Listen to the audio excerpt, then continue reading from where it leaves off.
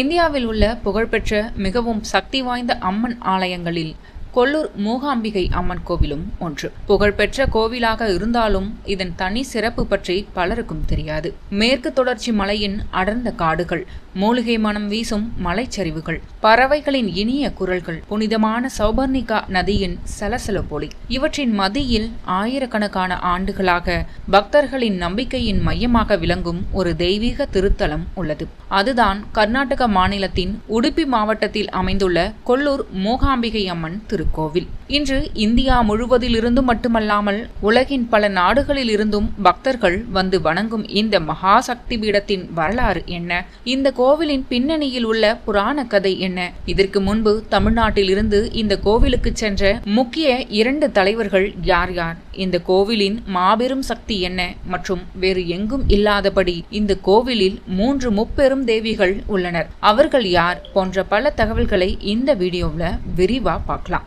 இந்த மகாசக்தி பீடத்தின் வரலாறு கோல மகரிஷி என்ற மகத்தான முனிவரின் தவ வாழ்க்கையுடன் தொடங்குகிறது. பண்டைய காலத்தில் கொல்லூர் பகுதி முழுவதும் அடர்ந்த காடுகளால் சூழப்பட்டிருந்தது. அங்கே கோல மகரிஷி என்ற முனிவர் உலக நன்மைக்காகவும் தர்மம் நிலைபெறவும் ஆதிபரா சக்தியை நோக்கி கடுமையான தவத்தில் ஈடுபட்டார். பல ஆண்டுகள் தவம் செய்த அவரது பக்தியில் மகிழ்ந்த தேவி அவருக்கு அருள் காட்சி அளித்ததாக புராணங்கள் கூறுகின்றது. அந்த முனிவரின் பெயரால் அந்த இடம் முதலில் கோலாபுரம் என்று அழைக்கப்பட்டு பின்னர் கொல்லூர் என்று மருவியது. அதே காலத்தில் காமாசூரன் என்கிற மூகாசூரன் என்ற அசுரன் சிவபெருமானிடமிருந்து அளவற்ற சக்தியை பெற கடுமையான தவம் செய்து கொண்டிருந்தான். அவனுடைய தவ வலிமையை கண்டு தேவர்கள் அஞ்சினர். அவன் வேண்டிய வரத்தை பெற்றுவிட்டால் உலகம் முழுவதும் அழிவை சந்திக்க நேரிடும் என்று அவர்கள் பயந்தனர். அப்போது உலகை காப்பாற்ற ஆதிபரா சக்தி ஒரு தெய்வீக திட்டத்தை வகுத்தாள். சிவபெருமான் காமாசுரனுக்கு காட்சி அளிக்க வந்த தருணத்தில் சரஸ்வதியின் சக்தியால் அவனது பேச்சு திறன் பறிக்கப்பட்டது. வரம் கேட்க முடியாமல் போன அவன் ஊமையாக மாறினான். அதனால் அவன் மோகன் என்று அழைக்கப்பட்டான். தனது ஆசை நிறைவேறாத கோபத்தில் மோகன் தேவர்களையும் முனிவர்களையும் கொடுமைப்படுத்த ஆரம்பித்தான். யாகங்கள் தடைப்பட்டது. தர்மம் சீர்குலைந்தது.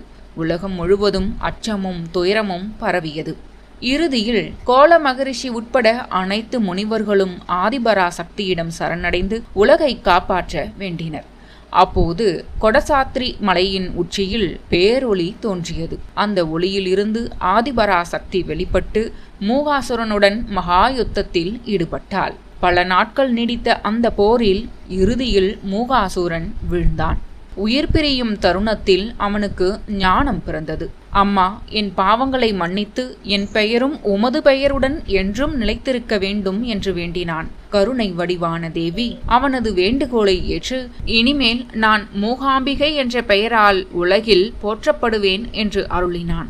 அதன் பின்னர் கோல மகரிஷி, அம்மா, உலக நன்மைக்காக நீங்கள் இத்தலத்தில் நிரந்தரமாக தங்க வேண்டும் என்று வேண்டினார். அவரது பக்தியை கண்டு மகிழ்ந்த தேவி சிவபெருமானுடன் ஒன்றிணைந்து பேரொளி வடிவில் தோன்றினாள். அந்த ஒளி பிழம்பே பின்னர் ஜோதிர்லிங்கமாக நிலை பெற்றது.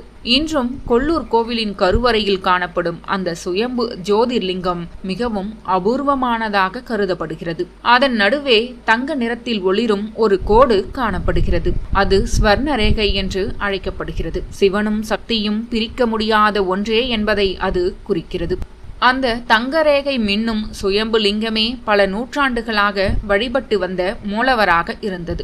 இப்படியே காலம் கடந்தது. பின்னர் இந்திய ஆன்மீக வரலாற்றில் அழியாத இடம்பெற்ற ஆதிசங்கரர் கொடசாத்ரி மலையை வந்தடைந்தார். அப்போது கோவிலில் இருந்தது அந்த சுயம்பு ஜோதிர்லிங்கம் மட்டுமே.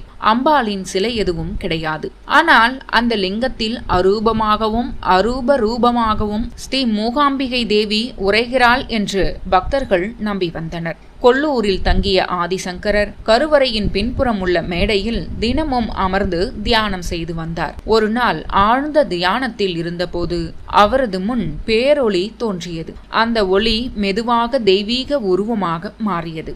ஆதிசங்கரர் கண்ட அந்த அற்புத காட்சி அவரது வாழ்வின் திருப்பு முனையாக அமைந்தது. அவருக்கு முன்னால் பத்மாசனத்தில் அமர்ந்திருந்தாள் அன்னை மூகாம்பிகை. 4 திருக்கரங்களுடன், ஒரு கரத்தில் சங்கு, மற்றொரு கரத்தில் சக்கரம், ஒரு கரத்தில் அபய முத்திரை, மற்றொரு கரத்தில் வரத முத்திரை காட்டியபடி சாந்த சொரூபமாக காட்சியளித்தாள்.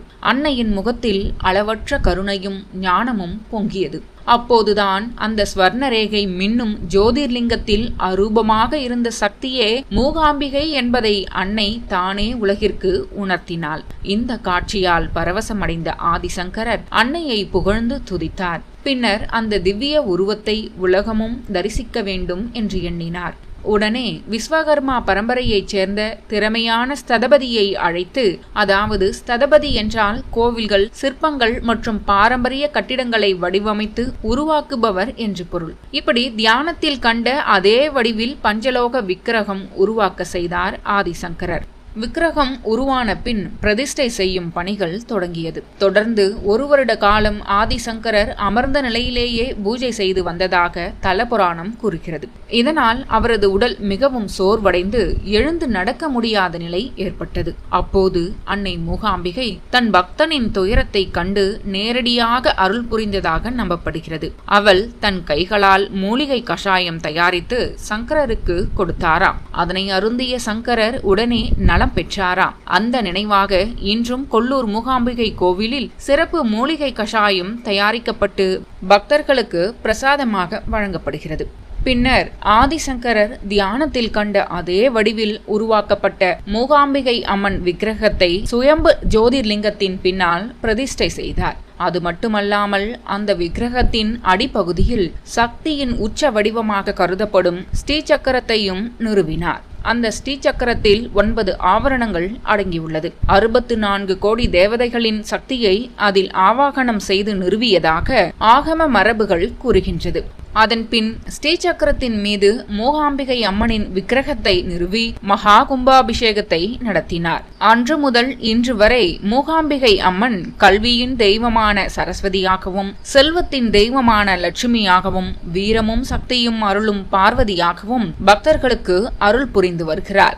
அதனால்தான் கல்விக்காக குழந்தைகளை அழைத்து வரும் பெற்றோர்களும், கலைத்துறையில் வெற்றி வேண்டி வரும் இசைக்கலைஞர்களும், ஆன்மீக முன்னேற்றம் நாடும் சன்னியாசிகளும், அரசியல் தலைவர்களும், தொழிலதிபர்களும், திரைப்பட நட்சத்திரங்களும் அன்னையின் அருளை நாடி கொல்லூருக்கு வருகின்றனர். தமிழகத்தின் முன்னாள் முதல்வர் எம்ஜிஆர் மூகாம்பிகை அம்மனின் மீது ஆழ்ந்த பக்தி கொண்டு தங்கவாளை காணிக்கையாக வழங்கியதாக சொல்லப்படுகிறது. பிரபல இந்தி நடிகர் அமிதாப் பச்சன் கூலி திரைப்பட காலத்தில் ஏற்பட்ட உடல்நல பிரச்சனையில் இருந்து மீண்ட பின் அன்னைக்கு நேர்த்தி கடன் செலுத்த வந்தாராம். முன்னாள் தமிழக முதல்வர் ஜெயலலிதா உள்ளிட்ட ஏராளமான பிரபலங்களும் இத்தலத்திற்கு வந்து வழிபட்டுள்ளனர்.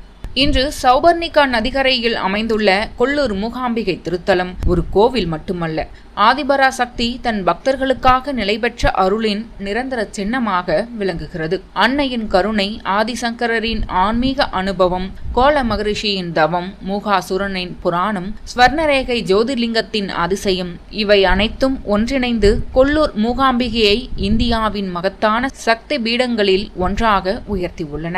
அம்பாளின் 51 சக்தி பீடங்களில் இது தேவியின் காதுகள் விழுந்த இடமாக கருதப்படுவதால் இங்கு வந்து நாம் மனமுருகி சொல்லும் பிரார்த்தனைகள் அன்னையின் காதுகளில் உடனே விழுந்து அவை நிறைவேறும் என்பது பக்தர்களின் அசைக்க முடியாத நம்பிக்கை. கருவறையில் நாம் பார்க்கும் அழகான மூகாம்பிகை சிலை ஆதிசங்கரால் பிற்காலத்தில் பிரதிஷ்டை செய்யப்பட்டது.